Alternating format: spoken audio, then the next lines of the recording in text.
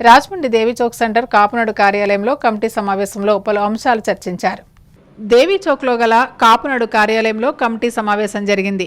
ఈ సమావేశంలో రాజమండ్రి పార్లమెంట్ కాపునాడు ప్రధాన కార్యదర్శిగా దేశినేడి రాంబాబు, రాజమండ్రి రూరల్ నియోజకవర్గం కాపునాడు అధ్యక్షుడిగా పిల్లా దుర్గాప్రసాద్లకు నియామకాలు అందజేశారు. ఈ నియామక పత్రాలతో పాటు నవంబర్ 9వ తారీఖున జరుగు కాపునాడు కార్తీక వన సమారాధన ఆహ్వాన పత్రికను కార్యవర్గం ఆధ్వర్యంలో విడుదల చేశారు. సందర్భంగా ఉభయ గోదావరి జిల్లాల కాపునాడు అధ్యక్షుడు గుదే రఘునరేష్ మాట్లాడుతూ గడిచిన కొన్ని సంవత్సరాలుగా సేవా కార్యక్రమాలు చేపట్టడమే కాకుండా సామాజిక వర్గీయులందరూ ఒకచోట కలిసేలా వన సమారాధన కార్యక్రమాలు ఏర్పాటు చేస్తున్నట్లు తెలియజేశారు. ఈ కార్యక్రమంలో ముమ్మిడి వీరబాబు, రుద్ర దుర్గాప్రసాద్, కాళ్ల చక్కర్రావు, బొమ్మల సత్యనారాయణ, ర్యాలీ రామకృష్ణ, సింహాద్రి ప్రసాద్, రావిపాటి మణికంఠ, ఇంటి జయరాజ్, కోరిమిల్లి నాయుడు, బొచ్చు నాగార్జున, కుంపట్ల రామకృష్ణ, మీసాల గణేష్, సింహాద్రి నాగభూషణం తదితరులు పాల్గొన్నారు.